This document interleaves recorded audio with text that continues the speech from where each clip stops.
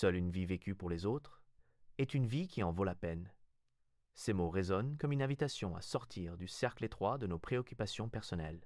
L'être humain, livré à lui-même, peut s'égarer dans la recherche de son propre avantage, mais il découvre sa véritable grandeur lorsqu'il tend la main, lorsqu'il se fait présence et soutien pour autrui. Vivre pour les autres ne signifie pas s'effacer, ni nier ses propres besoins, mais reconnaître que le bonheur ne prend sa pleine dimension que lorsqu'il est partagé. Il existe dans chaque geste de bienveillance une force invisible qui relie les êtres. Un sourire offert à un inconnu, une oreille attentive prêtée à un ami, une aide discrète donnée à celui qui chancelle sur le chemin.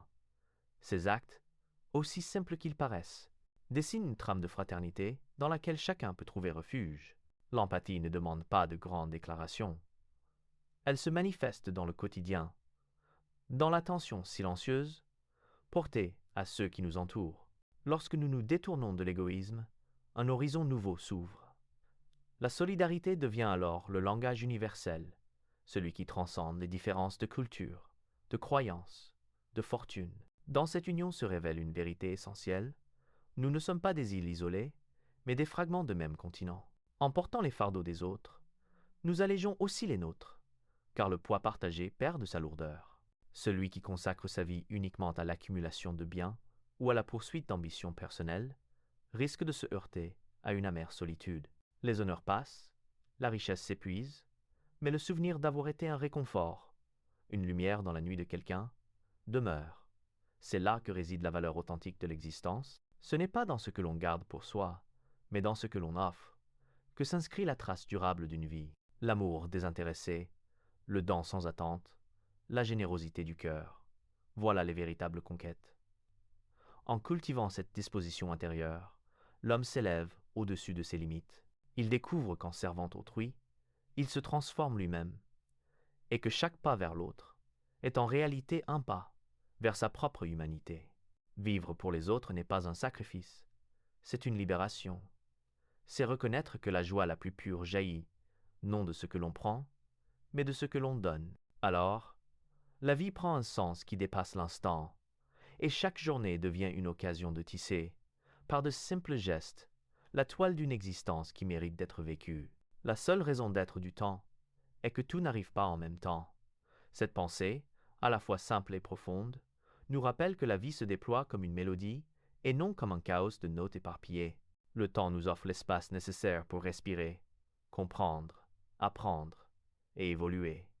Sans lui, tout serait écrasé dans une simultanéité insoutenable, et aucune expérience ne trouverait son relief. C'est dans l'ordre discret des heures et des saisons que l'existence trouve son rythme. La patience naît de cette compréhension. Attendre n'est pas une faiblesse, mais une sagesse, celle de laisser chaque chose arriver au moment qui lui est destiné. L'arbre ne donne pas son fruit au printemps, et la graine ne se change pas en fleur d'un seul souffle. Ainsi en est-il de nos vies. Certaines joies demandent le mûrissement de l'espérance. Certaines épreuves exigent le passage des jours pour révéler leur enseignement. Le temps, lorsqu'on l'accueille, devient un maître silencieux. Il nous enseigne la valeur du présent, cet instant unique, qui à peine apparu, glisse déjà vers le passé. Trop souvent, nous cherchons à fuir le moment présent, projetant nos désirs dans un futur incertain ou ruminant les regrets d'hier. Pourtant, c'est dans l'instant que se cache la vérité.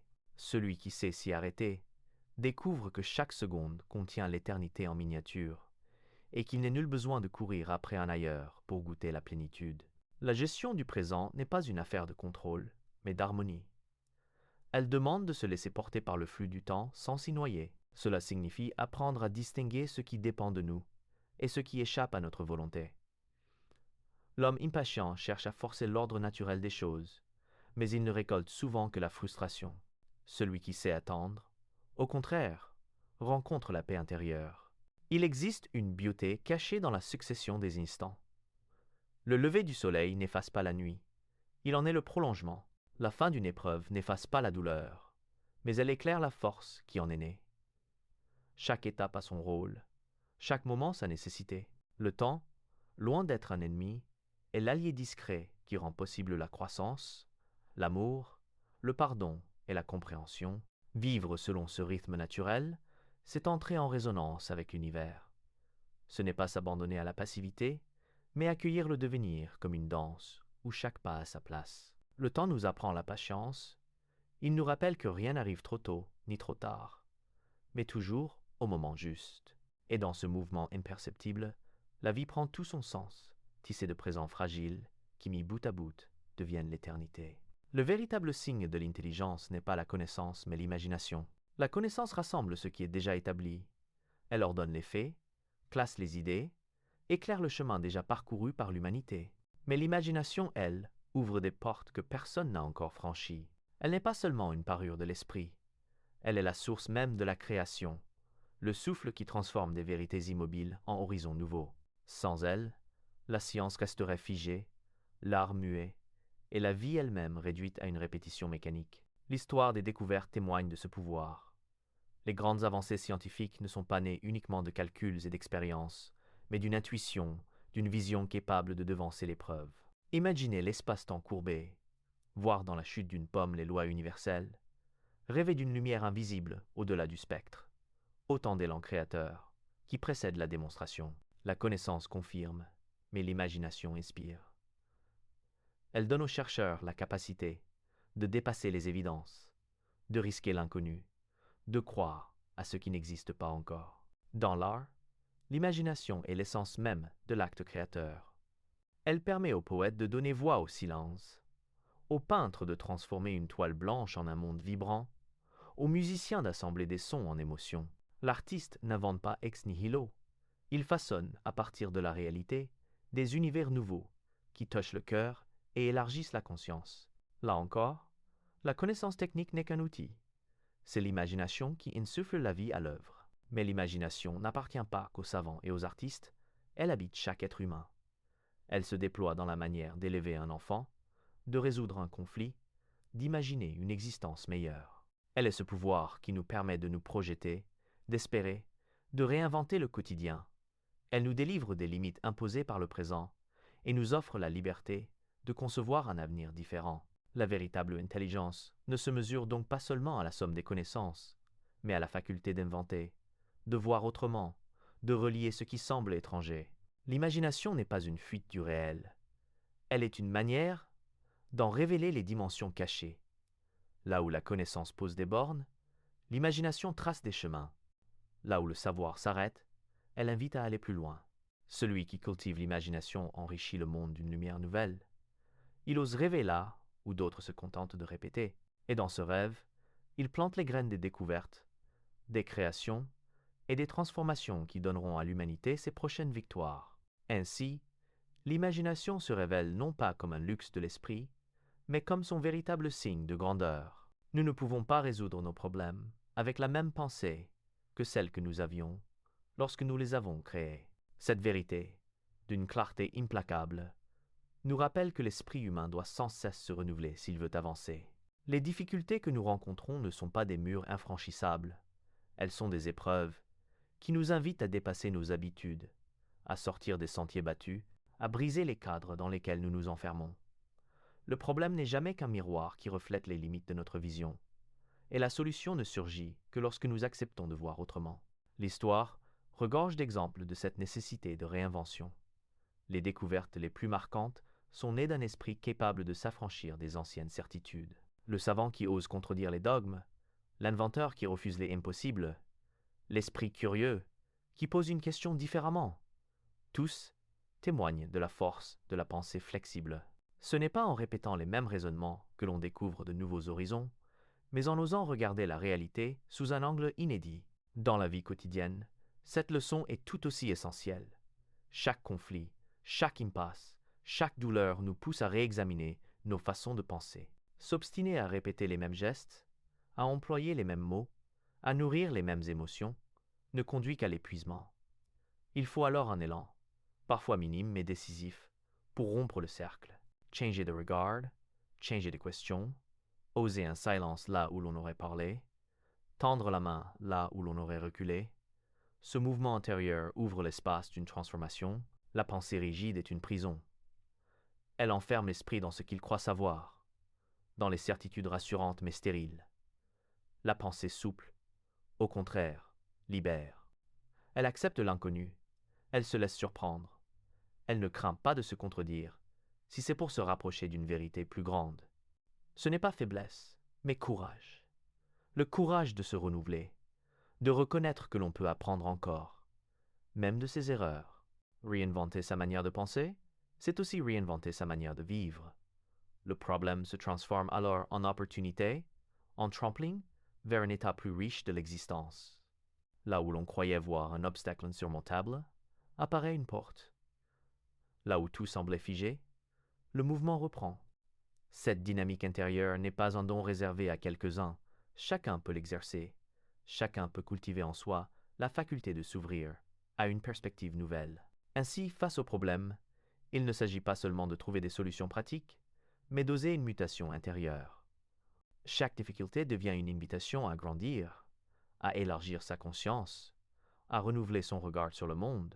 Et dans cet élan, nous découvrons que les problèmes ne sont pas la fin du chemin, mais l'occasion de tracer un nouveau sentier. Je n'ai aucun talent particulier, je suis seulement passionnément curieux. Ces mots nous rappellent que la grandeur ne réside pas toujours dans les dons exceptionnels, mais dans l'élan intérieur qui pousse à questionner, à chercher, à s'émerveiller. La curiosité est ce feu discret qui éclaire le chemin de la connaissance. Elle ne se satisfait pas de l'évidence, elle gratte la surface, elle interroge ce qui semble aller de soi. Là où d'autres se contentent d'accepter, l'esprit curieux demande « Pourquoi ? Comment ? Et surtout, que puis-je découvrir encore ?» Cette soif d'apprendre n'est pas un privilège réservé aux savants ou aux érudits. Elle est inscrite dans la nature humaine. L'enfant qui ouvre les yeux sur le monde découvre chaque objet comme un mystère. Il explore, il expérimente, il échoue, puis recommence, sans se lasser. En grandissant, beaucoup perdent ce regard émerveillé, happés par les certitudes et les habitudes. Mais celui qui sait garder vivante cette flamme trouve dans chaque journée un terrain d'apprentissage. Le quotidien cesse alors d'être banal. Il devient un livre inépuisable où chaque rencontre, chaque événement, chaque silence est une page nouvelle à déchiffrer. La curiosité est le moteur qui empêche l'esprit de s'ankyloser. Elle pousse à dépasser les limites du connu, à s'aventurer dans des territoires encore inexplorés. C'est elle qui nourrit la science et l'art, qui fait surgir les inventions et les chefs-d'œuvre. Sans elle, le progrès s'arrêterait, la pensée se figerait et l'humanité se condamnerait à répéter indéfiniment ce qu'elle sait déjà. La curiosité, même lorsqu'elle mène à des erreurs, ouvre toujours la porte d'une compréhension plus large. Elle est aussi une école d'humilité. Être curieux, c'est reconnaître que l'on ne sait pas tout, que le monde est infiniment plus vaste que nos certitudes. C'est accepter de rester élève, de se tenir dans une disposition d'écoute et d'accueil. Celui qui croit tout savoir ferme la porte de la découverte, tandis que celui qui s'avoue ignorant garde son esprit ouvert aux merveilles cachées. Mais la curiosité n'est pas seulement intellectuelle, elle est aussi un chemin vers les autres. Elle nous pousse à écouter leur histoire, à comprendre leurs différences, à nous enrichir de leur expérience. C'est dans ce mouvement d'ouverture que naît la véritable rencontre humaine. Car la curiosité sincère n'est pas indiscrète. Elle est respectueuse. Elle cherche à comprendre plutôt qu'à juger. Vivre avec curiosité, c'est transformer l'existence en aventure permanente. Chaque jour devient une occasion d'apprendre, de s'étonner, de se renouveler. Ce n'est pas un talent particulier, mais un état d'esprit accessible à tous. Et c'est peut être là le plus grand secret. La vie ne nous demande pas d'être extraordinaire, mais simplement d'être passionnément curieux, car dans ce regard toujours en quête, nous trouvons la richesse la plus durable, celle d'un esprit vivant, toujours en éveil, toujours prêt à découvrir. Il n'y a que deux façons de vivre sa vie. L'une comme si rien n'était un miracle, l'autre comme si tout était un miracle. Ces mots dessinent deux chemins, deux regards posés sur le même monde. Le premier réduit l'existence à un enchaînement de faits ordinaires, explicables, sans éclat particulier. Le second, au contraire, s'ouvre à l'émerveillement, à la surprise que chaque instant recèle. Et c'est sans doute ce regard-là qui élève la vie au rang de mystère. Non pas à cause de ce qu'elle contient d'extraordinaire, mais parce que le plus simple peut y devenir lumineux. L'homme qui marche dans l'oubli de ce miracle quotidien finit par se sentir étranger à sa propre existence. Le lever du soleil lui paraît banal. Le rire d'un enfant devient un bruit parmi d'autres. L'eau qui jaillit d'une source ne lui inspire aucun étonnement. Pourtant, ces réalités, que nous croyons acquises, sont des dons d'une ampleur infinie. Tout pourrait ne pas être, et pourtant tout est. Oublier cela, c'est se priver de la profondeur du monde. C'est réduire la vie à une mécanique sans âme. Mais celui qui choisit de voir chaque chose comme un miracle transforme son existence. Il découvre dans la fleur qui s'ouvre un secret de beauté, dans une rencontre inattendue, une grâce imprévue, dans les épreuves même, une semence de sens. Cette disposition n'est pas naïveté, elle est sagesse. Elle ne nie pas les difficultés, elle leur donne un autre relief. La gratitude devient alors un art de vivre, un acte intérieur qui change la manière de voir et de sentir. L'émerveillement n'est pas réservé aux grands instants de gloire ou de joie. Il réside dans la simplicité du quotidien, dans la lumière qui traverse une fenêtre, dans le silence qui apaise le tumulte intérieur, dans le geste d'amitié qui rompt la solitude. C'est une manière d'habiter le présent, de lui donner sa densité, de reconnaître qu'il porte en lui une richesse infinie. Ce regard, lorsqu'il est cultivé, dilate le cœur et libère l'esprit de la lassitude. La gratitude qui naît de ce choix est une force douce mais puissante. Elle ne change pas les circonstances extérieures, mais elle change celui qui les vit. Remercier pour ce qui est, même pour ce qui semble insignifiant, c'est s'ouvrir à une abondance que rien ne peut voler. Le monde cesse alors d'être un champ de manque et devient un jardin de dons. Ainsi, nous avons chaque jour le choix entre deux chemins, celui de l'indifférence, où la vie se réduit à une suite d'habitudes sans éclat, ou celui de l'émerveillement, où tout devient miracle. C'est ce second chemin qui nous rend vraiment vivants, car il fait de chaque respiration, de chaque regard, de chaque rencontre, une révélation. Et dans cette révélation, la vie s'élève, simple et prodigieuse à la fois. Si tu ne peux pas l'expliquer à un enfant de 6 ans, tu ne le comprends pas toi-même. Derrière cette phrase se cache une vérité qui dépasse la simple exigence de pédagogie.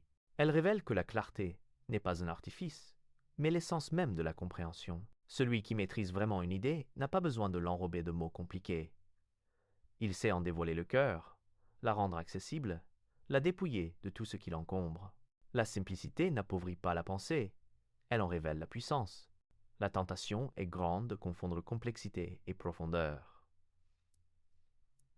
Certains croient que l'abondance de termes techniques, de formules obscures ou de théories compliquées prouve leur intelligence. Mais cette opacité trahit souvent une compréhension inachevée, car ce que l'on comprend vraiment se laisse dire avec des mots clairs, des images simples, une logique limpide. L'enfant de 6 ans devient alors une mesure universelle. Si une idée peut franchir son regard, c'est qu'elle a été ramenée à sa vérité la plus essentielle. La clarté est aussi un acte d'amour. Expliquer à un autre, c'est lui tendre la main, c'est reconnaître sa capacité à comprendre, c'est lui offrir une part de lumière. L'éducation repose sur ce geste. Non pas éblouir par le savoir, mais transmettre de manière à ce que l'autre s'approprie ce qu'il reçoit. Enseigner, ce n'est pas accumuler des notions dans une mémoire, c'est éveiller une curiosité, donner soif de connaître davantage. Et cela ne peut se faire que dans la simplicité. La transmission est une responsabilité. Celui qui détient une connaissance ne la garde pas pour lui seul. Il la partage pour que d'autres grandissent. Mais partager, ce n'est pas impressionner, c'est éclairer. Les plus grands esprits ne sont pas ceux qui élèvent des murailles de concepts, mais ceux qui construisent des ponts entre les idées et les êtres. Dans ce pont, la simplicité est la pierre maîtresse. Elle rend la vérité accessible, non pas en la diminuant, mais en l'ouvrant. Expliquer à un enfant, c'est aussi retrouver en soi l'émerveillement premier. C'est redécouvrir la beauté des choses simples, se rappeler que la vérité n'a pas besoin d'ornement pour être grande. L'enfant écoute avec son cœur autant qu'avec son esprit, et celui qui parle à ce cœur doit être vrai. La simplicité devient alors non seulement une exigence de clarté, mais aussi une exigence de sincérité. Ainsi, la compréhension authentique se mesure à la lumière qu'elle répand. Ce n'est pas la complexité qui élève, mais la clarté qui libère. Celui qui sait expliquer simplement ne démontre pas seulement son intelligence, il offre au monde un outil de croissance, un chemin vers la connaissance partagée. Car ce qui est compris et transmis dans la simplicité devient semence, et cette semence porte toujours du fruit. La vie, c'est comme faire du vélo. Pour garder l'équilibre, il faut continuer à avancer. Cette image simple renferme une sagesse profonde. L'existence n'est pas un état figé, mais un mouvement perpétuel. Lorsque l'on tente de s'immobiliser, la peur nous gagne, les forces se figent, et l'on finit par tomber. Mais dès que l'on accepte le flux, dès que l'on consent à avancer pas à pas, un équilibre se forme naturellement, comme si le mouvement lui-même nous portait. La résilience naît de cette dynamique. La douleur, les pertes, les échecs semblent parfois insurmontables. Pourtant, la seule manière de traverser l'épreuve est de continuer à marcher, même d'un pas tremblant. L'avenir s'ouvre à ceux qui refusent de s'arrêter. Avancer ne signifie pas ignorer ses blessures, mais les porter avec soi, les intégrer comme une part de son histoire, sans leur donner le pouvoir de figer le présent. Ainsi, chaque pas devient une victoire, chaque mouvement, un acte de courage silencieux. La persévérance n'est pas une course effrénée vers un but lointain, elle est une fidélité au chemin, une constance humble. Le cycliste ne pense pas à chaque seconde à la ligne d'arrivée. Il se concentre sur le mouvement régulier de ses jambes, sur l'air qui l'accompagne, sur la route qui se déroule sous ses roues. De la même manière, vivre avec sagesse consiste à donner toute son attention au pas actuel, à ce que l'on fait maintenant, sans se laisser accabler par la totalité du chemin. Il y a dans ce mouvement une forme de confiance. Continuer à avancer, c'est croire que la route, même inconnue, nous conduira quelque part. C'est refuser de se laisser enfermer par le désespoir. C'est croire que l'horizon existe, même lorsqu'il se cache derrière les brumes. Cette confiance n'est pas aveugle. Elle est un choix intérieur, celui de miser sur la vie plutôt que sur l'immobilité. L'équilibre n'est jamais donné une fois pour toutes. Comme le vélo, il demande une vigilance constante, un ajustement subtil. Trop de hâte, et l'on vacille. Trop d'arrêt, et l'on chute. La sagesse réside dans ce mouvement mesuré, dans cette danse fragile entre l'effort et le lâcher-prise. L'homme résilient n'est pas celui qui n'est jamais tombé, mais celui qui, après chaque chute, remonte en selle et poursuit sa route. Ainsi, persévérer, c'est honorer le mouvement même de la vie. Rien n'est statique dans l'univers. Les astres tournent, les saisons se succèdent, le sang circule dans nos veines. Nous faisons partie de ce grand rythme. S'y accorder, c'est comprendre que l'équilibre n'est pas une immobilité parfaite, mais un art d'avancer, malgré les secousses. Et dans cette avancée, patiente et obstinée, se révèle la dignité de l'existence humaine. Une personne intelligente évite trois choses. Dans la jeunesse, la luxure. Dans la maturité, la querelle. Dans la vieillesse, la cupidité. Ce triple avertissement trace une sorte de carte intérieure, une manière de lire les âges de la vie à travers leurs tentations propres. Chaque étape apporte sa beauté, mais aussi ses pièges. Celui qui veut avancer avec sagesse doit apprendre à reconnaître ses dangers et à les transcender, non par la peur, mais par une lucidité tranquille. La jeunesse est le temps des élans, de la découverte, du désir ardent. Rien n'est plus naturel que d'être habité par cette force qui pousse à goûter le monde. Pourtant, cette énergie, lorsqu'elle se laisse asservir par la luxure, peut enfermer l'âme dans une quête sans fin de plaisir éphémère. La passion devient alors une prison, où l'on consomme, sans jamais se rassasier. L'intelligence, à ce stade, consiste à ne pas étouffer l'élan vital, mais à l'orienter vers ce qui nourrit vraiment. L'amour sincère, la création, l'apprentissage. La flamme de la jeunesse peut illuminer ou brûler. Il revient à chacun de choisir la clarté plutôt que la cendre. La maturité, elle, apporte le poids des responsabilités, les engagements, les luttes pour exister et affirmer sa place. C'est l'âge où la querelle guette, non seulement avec les autres, mais aussi avec soi-même. On se bat pour défendre ses idées, protéger ses biens, préserver son honneur. Mais l'esprit qui se laisse enfermer dans la dispute finit par s'épuiser. La querelle est un feu qui consume plus qu'il n'éclaire. La vraie force, dans la maturité, n'est pas de vaincre, mais de comprendre, non pas d'écraser, mais de dialoguer. L'intelligence consiste alors à choisir la paix plutôt que la victoire, à chercher la vérité plutôt que d'avoir raison. Puis vient la vieillesse, avec son cortège de souvenirs et de bilans. C'est le temps où l'on peut céder à la cupidité, comme si l'on voulait retenir encore ce qui nous échappe. Accumuler, posséder, protéger ses trésors devient une manière de nier l'inéluctable. Pourtant, l'avarice ne repousse pas la faim, elle l'assombrit. La vieillesse sage est celle qui apprend à donner, à transmettre, à se détacher de ce qui passe pour s'ouvrir à ce qui demeure. Celui qui sait offrir ce qu'il a reçu, qu'il s'agisse de biens ou d'expériences, découvre une liberté nouvelle, plus grande que toutes les possessions. Ces 3 pièges ne sont pas des fatalités. Ils sont comme des épreuves initiatiques que chaque âge propose. Éviter la luxure, la querelle et la cupidité ne signifie pas se priver de passion, d'affirmation ou de ressources, mais refuser leurs excès destructeurs. La véritable intelligence ne consiste pas à échapper aux élans de la vie, mais à les purifier, à en faire des chemins d'élévation. Ainsi, chaque étape devient non pas un danger, mais une occasion de grandir dans la lumière.